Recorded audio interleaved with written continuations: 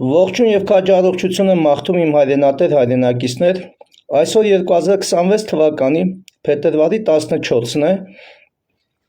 Ինչպես տեսաք, ես երեք ունեցա դարձյալ ուղիղ եթերը շարունակում եմ նույն ֆորմատով, այսօր իմ եթերի երկրորդ մասն է եւ խնդրում եմ տարածել այս եթերը։ Այսօր այս եթերի ընթացքում ես կներկայացնեմ հերթական տեղեկատվությունը, հերթական խնդիրը,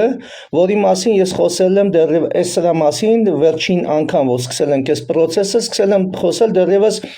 անցյալ տարի 2025 թվականի նոյեմբեր ամսից։ Խոսքը ինչի մասին է, ինչպես հիշում եք, անցյալ տարի նոյեմբեր ամսին հերթական իմ հյուրընկալությունն էր Life News հեռուստաընկերությունով հեռարձակվող փաստաբանը եւ դու հաղորդաշարին, որի ընթացքում հեղինակ եւ վարող Աննա Ծառուկյանի հետ, փաստաբան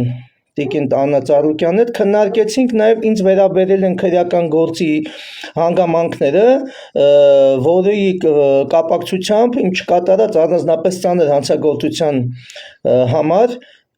որպես պատվիրատու համակատարող հոկտեմբերի 27-ի իբրև թե կարևորագույն վկայի սպանությունը կազմակերպելու եւ համակատարելու համար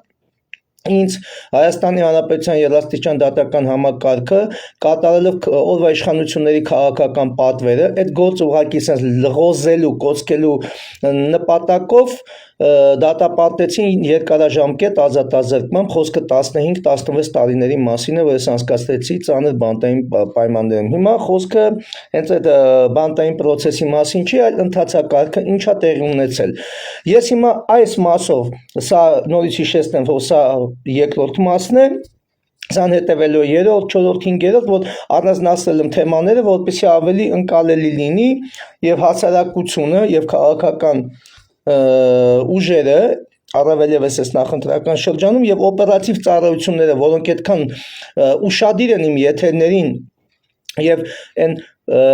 պետությանը, հայրենիքին, ազգին վերաբերել են կարևոր օբյեկտիվ սուր հարցերը, որոնք ես բարձրացնում եմ, քննարկում եմ, անգամ վերլուծականները դա տեղի ունենում ԶԼՄ-ներով կամ իմ ուղիղ եթերում, դրանց ընդհանրապես ուշադրություն չեն դարձնում։ Ուշադրություն են դարձնում իմ եթերների հարցազրույցների ժամանակ իմ կողմից հնչեցվող արդեն վաղուց էլ չհնչեցվող, այսինքն գործ չունեն անելու, էլի գործը ձեռներից վերցրել ենք հայոյանքներին, մի խոսքով լարված արտահայտություններին, վիրավորանքներին, որ մի ձև տանեն փակեն բերդերը։ Հիմա դե հասկանում եք, չենք ուզում Սանց է զալա չկա, այնքան են վրեկներս պարապեր հոգնել ենք, արդեն մեծ մարդիկ ենք, մեռնանք նստելով, ազատվելով, դատվելով, հոգնել ենք արդեն։ Դրա համար մենք որոշել ենք այս ձևաչափով շփվել հասարակության հետ, որովհետև այն դեպքում մարդ ես էմոցիաներ է, հիշում ես այս ամեն ինչը, քո հետ ինչ անարդարություններ եղը, ոնց մարդիկ ենք, տղամարդիկ ենք, հայեր ենք, զինվորականներ ենք, սպաներ ենք, ջղայնանում ես պայտակ մյուսում, իրանք այդ ամեն ինչը թողում են, այդ process-ում ինչ կարևոր բաներից ես խոսում, մեկ է կտնես քրեական գործ հարուցվեց։ Հայո է լա, վիրավոր է լա, ուզում եմ ասեմ, այս եթերներս, այս ֆորմատով ընդհանրապես զուրկ են դրանցից, այսինքն իրանք ուզեն չուզեն, այս ռեժիմով պետքա զեկուցագրեր օպերատիվ թերթիկները ներկայացնեն վերադասության կարգով, դա փորձեն հանգարց չանեն։ Ես հենց դրա համար եմ sense դառը դիվանագետ, կուլտուրական, մեկ կուլտուրական մարդ։ Ինձ հազիվ զսպելով անում եմ, մտենամ հիմա այս ընթացակարգով նույն տեղեկատվություն էլի դրվելու է պետականն իրավապահ համակարգի բարձր պաշտոնյաների սեղաններին, մտենամ այս դեպքում ինչ լուծումներ են առաջարկելու։ Եվ վերադառնալով կոնկրետ թեմային, սկսեմ ուրեմն նոյեմբեր ամսին, ինչպես եւ նախապես նշեցի, Life News-ով ես ասեցի, որ մենք սկսում ես առաջարկեցի, հայտարարեցի դրա մասին եւ մենք Աննա Ծառուկյանի հետ պայմանավորվածություն ձեռք բերեցինք, որ այդ նյութերը ստանալուց հետո, քանի որ նա պրոֆեսիոնալ բացր որակավորում ունեցող փաստաբան է, ուսումնասիրի այդ նյութերը եւ մենք սկսենք հոկտեմբերի 27-ի առանձնացված մասի բացահայտումից մինչեւ հոկտեմբերի 27-ի վերաբերյալ թե ինչու չի բացահայտվում այդ ահաբեկչական ակտը։ Ու սկսվեց բնականաբար արդեն իրավական process։ Առաջինը փաստաթղթերը։ Քանի որ ես արխիվացված ունեի քրեական գործը ժամանակին ամբողջությամբ, ինչպես 27-ի նյութերը, այնպես էլ այդ անջատված մասի ին վերաբերելի Եվ 2016 թվականից հետո ես մինչև 16 թվականը բանտերում էի, 16 թվականից հետո էլ երբ որ այդ արխիվներ անընդհատ տեղափոխվեց, որոշ փաստաթղթեր տվել էի մեկ սրան, մեկ մյուսին, միտեղ ուսումնասիրություններ եղել, միտեղ մոռացել ենք, միտեղ փչացել էր պայմանների հետ կապված, որոշ փաստաթղթեր պակասում էր։ Ու ստիպված ես գրավոր կերպով դիմեցի Հայաստանի Հանրապետության գլխավոր դատախազին, Երևան քաղաքի ընդհանուր ուսուցչության առաջի ատյանի քրեական դատանի նախագահին խնդրել եմ ինձ տրամադրել թիվ 132.501 քրեական գործի նյութերը։ Այս դիմումից հետո եւ այդ դիմումը ես տվել եմ, ես ասեմ նաեւ իլերում են հայտարարությանս նշեմ, որ հենց այս մասից, այս երկրորդ մասի եթերը, որ երբ որ ավարտեմ, արդեն պետք է անցնեմ երրորդ մասին, ես անպայման ինչ վկայակոչում եմ, որ փաստաթուղթը վկայակոչում եմ, դրա լուսանկարված, պատճենահանված, լուսանկարապատճենահանված տարբերակները կլինեն այս տեսանյութի մեկնաբանությունների բաժնում, որ մասնագետները, փորձագետները, լրագրողները կամ ցանկացած անձ, ում հետաքրքիր է ուսումնասիրել։ Ուրեմն սա առաջի փաստաթուղթն է դրա հետ կապված, որը ինձ ուղարկվել է Երևան քաղաքի, այս հիմա նկարագրական մասը ուղղակի ներկայացնում եմ գրագրությունների 2025 թվականի, սա շատ կարևոր հանգամանք է, հետագայում կհասկանաք, հետագա մասերը լսելուց, այս շատ կարևոր է, մանրամասնորեն հիմնավորված բովանդակային ներողություն եմ խնդրում, որ մեզ չխանգարեն, բովանդակային առումով, որպեսզի հասկանալի լինի, թե ինչու ենք այսքան մանրակրկիտ իրավաբանորեն մոտեցես հարցին։ Ուրեմն ես պատասխան եմ ստացել Հայաստանի Հանրապետության Երևան քաղաքի առաջի ատյանի ընդհանուր ուսումնասիրության քրեական դատարանի աշխատակազմի ղեկավարի տեղակալ Կարեն Համբարձումյանից, ով առաջարկել է, որ ես ներկայացնեմ թիվ 132.501 քրեական գործի, իմ կողմից վկայակոչված քրեական գործի նախաքննական համարը դեռ նա ասում է, ես ներկայացել եմ նախաքննական համարը, վերջինս նշում է, որ այս համարը բավարար չէ, անհրաժեշտ է դատարանին տրամադրել քրեական գործը քննած դատարանի անվանումը, դատավճռի կայացման տարեթիվը, քրեական օրենսգրքի հոդվածը եւ արկայության դեպքում նաեւ քրեական գործի դատական համարը։ Ըմբռնումով մոտենալով այս իրավիճակին նշեմ, որ այս դիմումի հետ ես զուգահեռաբար նաև դիմել էի Հայաստանի Հանրապետության գլխավոր դատախազ Աննա Վարդապետյանին։ Ես մտածում եմ, երևի դատախազությունում կլինի, որտեղ ուսումնասիրում է, հետաքրքրում է, ոչ մեկ չէր կարող ասել կոնկրետ այդ գործը, արխիվացված այդ գործը, քանի որ ինքը առանձնապես ծանր հանցագործության վերաբերյալ քրեական գործ է, եւ բացի դա հոկտեմբերի 27-ի անջատված մասով հիմա քննությունն է ընթանում, իբրև թե ճակերտների մեջ հեսա կտենակ, որ ոչ մի բան էլ չի ընթանում։ Մտածեցի, եւի դատախազությունում կլինի, դիմեցի, հիմա ինձանից բան չէր գնում։ Եվ հետաքրքիր զուգադիպությամբ, շատ հետաքրքիր զուգադիպությամբ ասեմ ձեզի, ուրեմն այս Կարեն Համբարձումյանի նամակից հետո ես անմիջապես իմ ձեռի տակ եղած տվյալներով դիմում եմ նշում,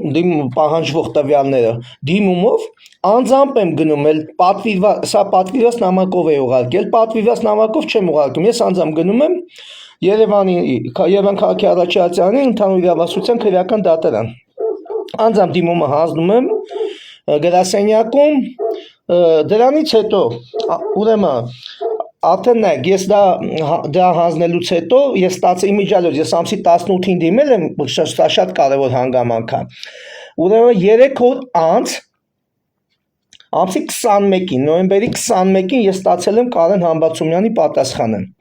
Դրանից հետո 1 օր անց ես մյուսն եմ տանում եւ անցնում է, նայեք ուշադրություն, էլի սա շատ կարևոր բան է, սա շատ կարևոր բան է։ Եվ դրանից հետո ամսի 22-ին, նայեք, ամսի 22-ին ստանում եմ Հայաստանի Հանրապետության գլխավոր դատախազության մարդու դեմ ուղղված հանցագործությունների գործերի վարչության պետ Ա. Հարությունյանի կողմից եւ նույն օրով Երևան քաղաքի առաջի ատյանի ընդհանուր իրավասության քրեական դատարանի աշխատակազմի ղեկավարի արդեն պաշտոնակատար Գարուշ Ղազարյանի կողմից գրություններ, պատասխան գրություններ, որոնք երկուսն էլ ուշադրություն ուղղված է Հայաստանի Հանրապետության դատական դեպարտամենտի ղեկավար Նայիրի Գալստյանին։ Ուրեմն հետաքրքիրը նա է, շատ հետաքրքիր, ձեզ հիմա հեսա որ ես ձեզ ցույց կտամ, կտեսնեք ինչա տեղի ունենում։ Ուրեմն Երևան քաղաքի ընդհանուր իրավասության, Երևան քաղաքի առաջատյան ընդհանուր իրավասության քրեական դատարանը սա ամսի 15-ին է երկային համարարը 25 թվականի դեկտեմբերի գլխավոր դատախազությունը ամսի 17-ի դեկտեմբերի, այսինքն բնականաբար համագործակցել են, քննարկել են, որ դրա լրացուցիչ ապացույցներ ես կներկայացնեմ։ Եվ այս ամբողջը ուղարկել են Հայաստանի Հանրապետության դատական դեպարտամենտի ղեկավար քաղաքացիական ծառայության առաջի դասի պետական խորհրդական Նայիրի Գալստյանին, խնդրելով Եվ կից ներկայացրել են այս ամբողջ փաստաթղթացանկը, այս պակետը, որպեսզի այս հարցին լուծում տան, հետագա ընթացքին լուծում տան։ Ահա։ Այս ընթացքում, երբ որ ես այն առաջի ատյանին ուղարկել ինձ զանգեցին գլխավոր դատախազության գլխավոր դատախազի աշխատակազմից, համարը ֆիքսված է, տևողությունը կա, ինձ գաղտնալսող հատուկ ծառայությունները լսել են, քանի որ ինձ զանգել են սովորական բաց համարից, պետական պետական գերատեսչական համարից, լսել են ինչ ենք խոսել, Հաց ու պատասխանը ինչ է եղել, հացել են ես խեմ այդ գործը ուզում, բացատրվել եմ ինչի համար է, մյուսը։ Մի խոսքով անցան ժամանակներ։ Սա ես ստացել եմ ամսի, ձեզ ասեմ, ուրեմն, ահա, ես սրանք ստացել եմ դեկտեմբերի 22-ին և դեկտեմբերի 23-ին ուշադրություն, դեկտեմբերի 23-ի ելքով 2025 թվականի դատական դեպարտամենտը էսի դատելով այս փաստաթղթից, որը ես ստացել եմ 2026 թվականի հունվարի 8-ին, ինձ ուղարկել է պատասխանարին, խնդրում եմ սա շատ ուշադրությամբ լսել, որտեղ ամբողջ հետագա երրորդ մասը գնալու է սրա վերլուծությանը, նշելով, որ ի պատասխան 18-11-2025 թվականի թվով 2 և 11-12-2025 թվականի դիմումների դատական դեպարտամենտի կենտրոնական մարմնում դրանք ստացվել են 17-12-2025 թվականին, տեղեկացում եմ, որ ձեր վերաբերյալ Երևան քաղաքի կենտրոն և Նոր Մարաշ համայնքների առաջի ատյանի դատարանում 2003 թվականին քննված թիվ 1 գիծ 58 քրեական գործը ՀՀ գլխավոր դատախազության ուշադրություն 2304-2020 թվականի թիվ 622-071-99/1 գրությամբ ուղարկված իրազեկման հիման վրա Հայաստանի Հանրապետության քննչական կոմիտեի Երևան քաղաքի քննչական վարչության Ավան և նոր վարչական շրջանների քննչական բաժնի ավագ քննիչի արտգրավում կատարելու մասին 23-04 ուշադիր 2020 թվականի որոշմամբ արտգրավել է հարգանքով ղեկավարի տեղակալ Արուս Հայրապետյան։ Նշեմ, սա ինչ է նշանակում։ Սա նշանակում է, որ այս քրեական գործը արդեն 6 տարի է փաստացի արտգրաված է Հայաստանի Հանրապետության քննչական կոմիտեի Երևան քաղաքի քննչական վարչության Ավան և նոր վարչական շրջանների քննչական բաժնի ավագ քննիչի արտգրավում կատարելու մասին 23-04-2020 թվականի որոշմամբ։ Բոլորս էլ հասկանում ենք, նման գործ ավագ քննիչ լինի, քննչական բաժնի պետ լինի, քննչական վարչության պետ լինի Երևան քաղաքի, ով ուզում է լինի քննչական կոմիտեի գլխավոր վարչության պետ լինի, սա նման որոշում, նման գործի հետ կապված որոշումը բնականաբար կայացվել է Հայաստանի Հանրապետության քննչական կոմիտեի նախագահի առնվազն իր գիտությամբ և թույլտվությամբ։ Հասկանում եք, չէ՞ խոսքը ինչի մասին է։ Եվ բնականաբար, եթե գլխավոր դատախազության 23-04-2020 թվականի թիվ 622-071-99/1 ուրեմն գրությամբ է ուղարկված սա իրազեկում որպես բնական է, սրա մասին նաև տեղյական անձամբ գլխավոր դատախազը, որովհետև ամեն դեպքում վերաբերում է հոկտեմբերի 27-ի գծով իբրև թե, կրկնվում եմ, իբրև թե ամենակարևորագույն վկայի սպանությանը, այսինքն լիկվիդացիային։ Դրանից հետո, երբ որ ես սա ստացել եմ 08/01/2026 թվականին, բնականաբար հասկանալով ստեղծված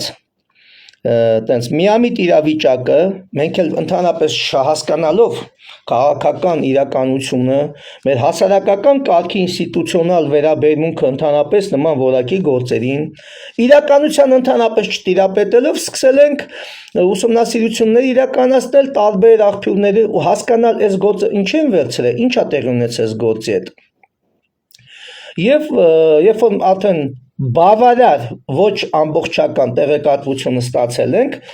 2026 թվականի, սույն թվականի փետրվարի 5-ին գրավոր պատվիրված դիմում եմ ուղարկել Հայաստանի Հանրապետության քննչական կոմիտեի նախագահին, շարադրելով այս ամբողջ գրագրության դատավարական գրագրության նախապատմությունը, ներկայացնելով ամբողջը հիմնավորված, փաստաթղթավորված, խնդրելով ինձ տրամադրել ինձ վերաբերելի այդ քրեական գործի նյութերը, նշելով, որ եթե իրանք չեն ուզում դա տրամադրել լուսապաճենահանման ուրեմն եղանակով, հաշվի առնելով, որ դա հնարավոր է նաև ֆինանսական մեծ ծախսին, ես դրա ֆինանսական հնարավորությունը չունեմ, ես անգամ առաջարկել եմ, որ նկարահանման միջոցով ես ստանամ այդ նյութերը, քանի որ հստակ ի հայտ են եկել տվյալ քրեական գործ կոչված ֆալսը նորոգելու իրական օբյեկտիվ օրինական հիմքեր, որի պարագայում բացահայտվելու է հոկտեմբերի 27-ի կազմակերպիչների մասը։ Հստակ նշել եմ։ Եվ բացի դա, հերթական անգամ ես նաև նշեմ, որ տեղեկանան, եթե իրանք մտածում են, որ այս գործեր ինձ չտալով, իրանք հնարավորություն ունենալու ըստ իրենց որևէ կերպով այնտեղ փաստաթղթեր կեղծեն, մյուսը, ես իրանց հիասթափեցնեմ, այս ժամանակ ըստ էության դրա համար ձգվում, ասեմ ինչ է, սա երկրորդ մասում կասեմ։ Ուրեմն այս գործով, նայեք, սա Ստրասբուրգի մարդու իրավունքների եվրոպական դատարանի կողմից, պաշտպանական կողմին դեռևս 2004 թվականի դեկտեմբերի 21-ին ուղարկված երրորդ բաժանմունքի դատարանի քարտուղարի անունից Շահզադեյան իրավաբանական քարտուղարն է սա ուղարկել, որ այլ մեր բողոքը, որը բերվել է 2004 թվականի նոյեմբերի 18-ին,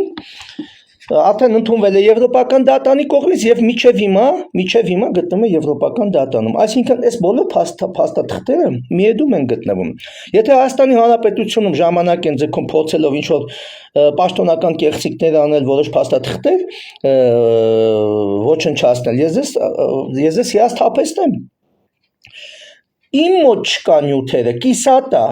բայց մի մոռացեք, այս գործով փաստաբանական մի ամբողջ թիմը աշխատել եւ շնորհակալություն եմ հայտնում փաստաբաններ Հայկ Ալումյանին, Արա Զաքարյանին, որոնք ժամանակին մեծ պայքար են տարել պաշտպանական այս գործի հետ կապված եւ այս բողոքը բացել դատարան Եվրոպական դատարան ուղարկել է Հայկ Ռուբենի Ալումյանը, այնպես որ շատ մի չարչարվեք, հիմա հաղորդմանս երրորդ մասում ձեզ կներկայացնեմ վերլուծություններ, խնդրում եմ տարածել։